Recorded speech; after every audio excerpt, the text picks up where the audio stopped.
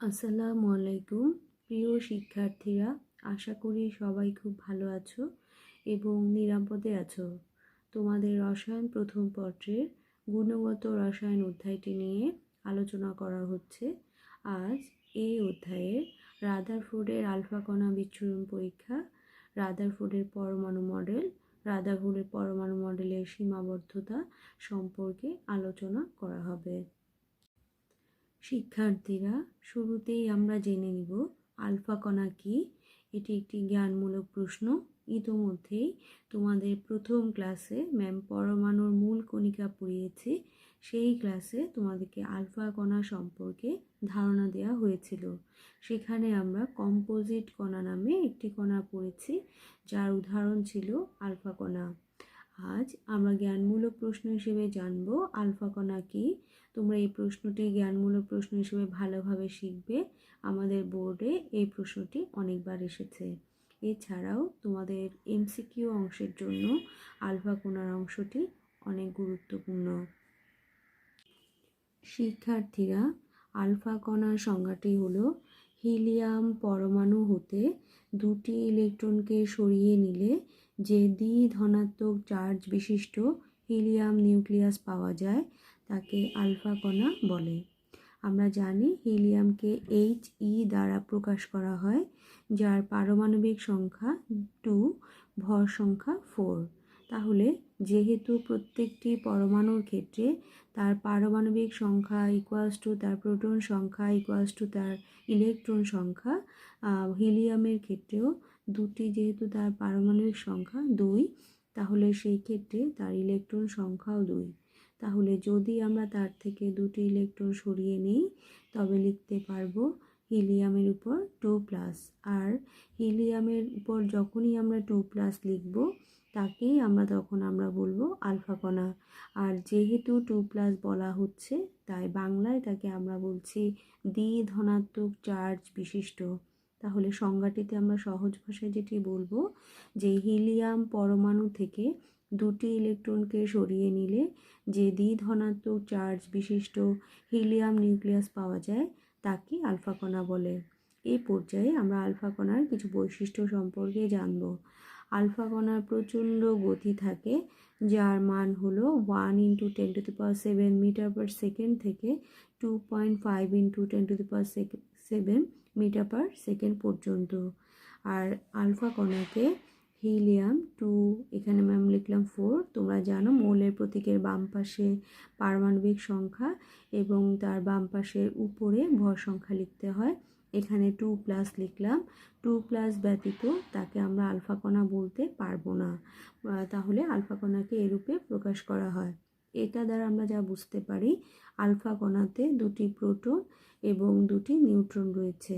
এছাড়াও আলফা কণার ভর হলো 4। শিক্ষার্থীরা, এ পর্যায়ে আমরা একটি উচ্চতর দক্ষতার প্রশ্ন পড়ব।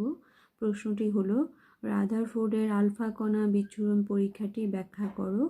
অথবা এই প্রশ্নটিকে পরীক্ষা যেভাবে আসতে পারে, পরমাণুতে যে নিউক্লিয়াস আছে তা কিভাবে প্রমাণ করবে। অথবা প্রশ্নটি আসতে পারে পরমাণুর কেন্দ্র ধনাত্মক চার্জ বিশিষ্ট, ব্যাখ্যা করো। শিক্ষার্থীরা, ইলেকট্রন আবিষ্কারের পর পরমাণুর গঠন সম্পর্কে বিজ্ঞানী থমসন প্রস্তাবিত প্লাম-মুডিং পরমাণু মডেল সম্পর্কে নিশ্চিত প্রমাণ লাভের উদ্দেশ্যে 1911 সালে রাদারফোর্ড আলফা কণা বিচ্ছুরণ পরীক্ষাটি করেন। তার পরীক্ষার কিছুদিন পূর্বেই আবিষ্কৃত হয় যে রেডিয়াম, ইউরেনিয়াম ইত্যাদি তেজস্ক্রিয় মৌল থেকে স্বতঃস্ফূর্তভাবে আলফা কণা বিকিরিত হয়। আর বিজ্ঞানী রাদারফোর্ড এই আলফা কণাকে ব্যবহার করে বিচ্ছুরণ পরীক্ষাটি করেন এবং এই বিচ্ছুরণ পরীক্ষার মাধ্যমে পরমাণুর কেন্দ্রে যে নিউক্লিয়াস আছে এবং তা যে ধনাত্মক চার্জ বিশিষ্ট তা প্রমাণ করা হয়। রাদারফোর্ডের আলফা কণা বিচ্ছুরণ পরীক্ষাটির জন্য ব্যবহৃত উপকরণসমূহ হলো 1 নম্বর তেজস্ক্রিয় মৌল যেমন রেডিয়াম থেকে নির্গত আলফা কণা, 2 নম্বর পাতলা সোনার পাত যার পুরুত্ব হবে 0.0004 সেন্টিমিটার, 3 নম্বর জিঙ্ক সালফাইডের আবরণযুক্ত পর্দা এবং 4 নম্বর লেড ব্লক। শিক্ষার্থীরা, এই পর্যায়ে আমরা জানব রাদারফোর্ডের আলফা কণা বিচ্ছুরণ পরীক্ষাটির কার্যপদ্ধতিতে প্রথমেই যা বলবো, একেবারে সহজ একটি প্রক্রিয়া। বিজ্ঞানী রাদারফোর্ড পাতলা সোনার পাতটিকে নিয়ে তার এক পাশে জিঙ্ক সালফাইডের প্রলেপযুক্ত বা আবরণযুক্ত পর্দাটিকে স্থাপন করেন। জিঙ্ক সালফাইডের পর্দার উপর আলফা কণা আঘাত হানলেই পর্দাটি দীপ্তিময় হয়ে ওঠে। আসলে জিঙ্ক সালফাইড হলো অনুপ্রভা সৃষ্টিকারী পদার্থ। আর অনুপ্রভা সৃষ্টিকারী পদার্থ বলতে আমরা যা বুঝি, অনুপ্রভা সৃষ্টিকারী পদার্থ বিভিন্ন শক্তির ফোটন শোষণ করে তা দৃশ্যমান আলোর পরিসরে বিকিরণ করে। আরেকটি বিষয় যেটি খেয়াল রাখতে হবে, যে পাশে জিঙ্ক সালফাইডের আবরণযুক্ত পর্দা রাখা হয়েছে ঠিক তার অপর পাশে একটি লেড ব্লকে রাখা তেজস্ক্রিয় রেডিয়াম হতে নির্গত শক্তিশালী আলফা কণা সমূহকে সোনার পাতের উপর নিক্ষেপ করা হয় এবং অতঃপর তিনি পুরো ঘটনাটি পর্যবেক্ষণ করেন। ম্যাম তোমাদেরকে চিত্রে দেখাচ্ছি, এখানে লেড ব্লকে থেকে তেজস্ক্রিয় রেডিয়ামগুলো পাতলা সোনার পাতের উপর নিক্ষেপ করা হয় এবং সেই সোনার পাতের চারদিকে জিঙ্ক সালফাইডের আবরণযুক্ত পর্দাটিকে রাখা হয়। শিক্ষার্থীরা, বিজ্ঞানী রাদারফোর্ড তার আলফা কণা বিচ্ছুরণ পরীক্ষা থেকে 3টি বিষয় পর্যবেক্ষণ করেন। 1 নম্বর হলো অধিকাংশ প্রায় 99% আলফা কণাই তাদের গতিপথ হতে না বেঁকে সোনার পাতকে ভেদ করে চলে যায় এবং জিঙ্ক সালফাইডের পর্দাকে দীপ্তিময় বা আলোকিত করে তোলে। ম্যাম, এখানে যে চিত্রটি দেখিয়েছি তাতে দেখতে পাচ্ছ যে আলফা কণাগুলো যখনই সোনার পাতের উপর আঘাত হানছে, ম্যাক্সিমাম অর্থাৎ অধিকাংশ আলফা কণাই পাতলা সোনার পাতটিকে ভেদ করে চলে যায়। 2 নম্বরে যেটি বলা হচ্ছে, অল্প সংখ্যক আলফা কণা তাদের গতিপথ থেকে বেঁকে যায়। এখানে অল্প সংখ্যক আলফা কণা তাদের গতিপথ থেকে বেঁকে যাচ্ছে। এবং 3 নম্বর, খুবই অল্প সংখ্যক আলফা কণা প্রায় 20,000-এর মধ্যে একটি তাদের মূল পথে সরাসরি বিপরীত দিকে সরে আসে। এখানে একটি আলফা কণাকে আমরা দেখতে পাচ্ছি তাদের গতিপথ থেকে বেঁকে গিয়ে আবার আগের মাধ্যমে চলে আসছে। আলফা কণার এই 3 ধরনের বিক্ষেপণ বা 3 ধরনের যে বিক্ষেপণ হচ্ছে তা চিত্রের মাধ্যমে দেখানো হচ্ছে। তোমরা পরীক্ষার সময় এই চিত্রটি না দেখিয়ে ম্যাম এই বিক্ষেপণ যে চিত্রটি দেখাচ্ছি তা দেখালেও পারবে। প্রিয় শিক্ষার্থীরা, বিজ্ঞানী রাদারফোর্ডের আলফা কণা বিচ্ছুরণ পরীক্ষার 3টি পর্যবেক্ষণ ম্যাম আবার বলছি। 1 নম্বরে ছিল অধিকাংশ আলফা কণাই পাতলা সোনার পাত ভেদ করে চলে যায়। 2 নম্বরে ছিল মাত্র কয়েকটি আলফা কণা তাদের গতিপথ থেকে বেঁকে যায় এবং 3 নম্বরে ছিল খুবই অল্প সংখ্যক আলফা কণা আবার বিপরীত দিকে ফিরে আসে এবং এই 3টি পর্যবেক্ষণের উপরই তিনি কিছু সিদ্ধান্ত গ্রহণ করেন। 1 নম্বর সিদ্ধান্তে যেটি বলা হয়, যেহেতু অধিকাংশ আলফা কণাই পাতলা সোনার পাত ভেদ করে চলে যায় এবং আমরা জানি পরমাণুতে ইলেকট্রন বিদ্যমান, তাই যেটি তিনি সিদ্ধান্ত গ্রহণ করেন যে পরমাণুর অধিকাংশ স্থানই ফাঁকা, সেই কারণে আলফা কণার তুলনায় যেহেতু ইলেকট্রনের ভর অতি নগণ্য, তাই এই ফাঁকা স্থানে ইলেকট্রন থাকতে পারে, তবে এরা আলফা কণার গতিপথের কোনো পরিবর্তন ঘটাতে পারে না। তোমরা চিত্রের মধ্যে যেটি লক্ষ্য করবে, এখানে ম্যাম চিত্রটিকে আরও সহজভাবে দেখিয়েছি। তোমরা পরীক্ষায় এভাবেও চিত্রটি দেখাতে পারবে। এখানে আলফা কণাগুলো রয়েছে যারা দ্বিধনাত্মক চার্জ বিশিষ্ট এবং এখানে পাতলা সোনার পাতটি রয়েছে যার মধ্যে ইলেকট্রন আমরা দেখতে পাচ্ছি এবং অধিকাংশ আলফা কণায় পাতলা সোনার পাত ভেদ করে চলে যাচ্ছে এবং জিঙ্ক সালফাইডের আবরণযুক্ত পর্দাটিকে আলোকিত করে। প্রিয় শিক্ষার্থীরা, তিনি এরপর আরেকটি বিষয় যেটি উল্লেখ করেন, যেহেতু খুবই অল্প সংখ্যক কণা অর্থাৎ 20,000-এর মধ্যে একটি কণা আবার বিপরীত দিকে ফিরে আসে, তা দ্বারা তিনি যে সিদ্ধান্তে উপনীত হন যে আলফা কণাগুলো সোজাসুজি এর অপেক্ষা বহু ভারী কোনো কিছুর সাথে সংঘর্ষে পতিত হয় এবং তা দ্বারা বিকর্ষিত হয়। অর্থাৎ পরমাণুর কেন্দ্রের পরমাণু প্রায় সমগ্র ভর অতি ক্ষুদ্র স্থান দখল করে আছে। তোমরা খেয়াল করবে, আমরা জানি আলফা কণাগুলো চার্জ হচ্ছে ধনাত্মক চার্জ বিশিষ্ট এবং তারা যেহেতু তার পরমাণু আবার আগের মাধ্যমে ফিরে আসছে, তার মানে বুঝতে হবে আলফা কণার ভর যেহেতু 4, পরমাণুর মধ্যেও নিশ্চিতভাবে তার চেয়ে ভারী কোনো একটি বস্তু কণা তার কেন্দ্রের মধ্যে আছে বা তার মধ্যে বিদ্যমান আছে, যা সেই ভারী বস্তু কণার সাথে সংঘর্ষে লিপ্ত হয়ে আলফা কণাগুলো আবার আগের মাধ্যমে ফিরে আসছে। প্রিয় শিক্ষার্থীরা, আরেকটি বিষয় যেটি খেয়াল করবে, যেহেতু আলফা কণাসমূহ ধনাত্মক চার্জ বিশিষ্ট এবং আলফা কণাগুলো যেহেতু আবার বিপরীত মাধ্যমে ফিরে আসছে বা বিকর্ষিত হচ্ছে, তার মানে পরমাণুর কেন্দ্রে সেই ভারী বস্তুটিও নিশ্চিতভাবে ধনাত্মক চার্জ বিশিষ্ট। কারণ আমরা জানি সমধর্মীরা পরস্পরকে বিকর্ষণ করে এবং বিপরীত ধর্মীরা পরস্পরকে আকর্ষণ করে। তাই আলফা কণাগুলো বিপরীত দিকে ফিরে আসা দ্বারা আমরা যেটি বুঝতে পারি বা বিকর্ষিত হওয়া দ্বারা যে পরমাণুর কেন্দ্রে সেই ভারী বস্তুটি হলো ধনাত্মক চার্জ বিশিষ্ট এবং বিজ্ঞানী রাদারফোর্ড সেই ভারী বস্তু কণা অর্থাৎ কেন্দ্রটির নামকরণ করেন নিউক্লিয়াস। শিক্ষার্থীরা, বিজ্ঞানী রাদারফোর্ড আলফা কণার গতিপথের পরিবর্তন হিসাব করে দেখান যে পরমাণুর নিউক্লিয়াসের ধনাত্মক চার্জের পরিমাণ তার মোট পারমাণবিক সংখ্যার সমান। আরেকটি বিষয়, পরমাণুর আকার, যে পরমাণুর আকার এর তুলনায় নিউক্লিয়াসের আয়তন অত্যন্ত নগণ্য, তিনি তাও এই পরীক্ষাটি থেকে তা সিদ্ধান্ত গ্রহণ করেন। প্রিয় শিক্ষার্থীরা, এই পর্যায়ে আমরা জানব রাদারফোর্ডের পরমাণু মডেল সম্পর্কে। শুরুতেই আমরা জানব রাদারফোর্ডের পরমাণু মডেলের স্বীকার্যসমূহ কী কী এবং এরপরে আমরা জানব রাদারফোর্ডের পরমাণু মডেলের সীমাবদ্ধতা বা ত্রুটি সম্পর্কে। শিক্ষার্থীরা, বিজ্ঞানী রাদারফোর্ড আলফা কণা বিচ্ছুরণ পরীক্ষা শেষে প্রাপ্ত ফলাফলের উপর ভিত্তি করে বেশ কিছু মৌলিক সিদ্ধান্তে উপনীত হন এবং এই সিদ্ধান্তসমূহকে তিনি পরমাণুর গঠন কাঠামো হিসেবে উপস্থাপন বা প্রস্তাব করেন। এই প্রস্তাবনাসমূহ পরবর্তীকালে রাদারফোর্ড পরমাণু মডেল হিসেবে পরিচিতি পায় এবং বিজ্ঞানী রাদারফোর্ড এজন্য 1908 সালে নোবেল পুরস্কারে ভূষিত হন।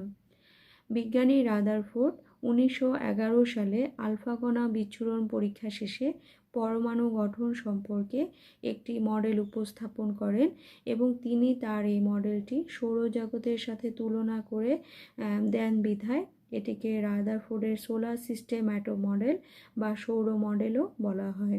এই পর্যায়ে আমরা রাদারফোর্ডের পরমাণু মডেলের স্বীকার্যসমূহ সম্পর্কে জানব।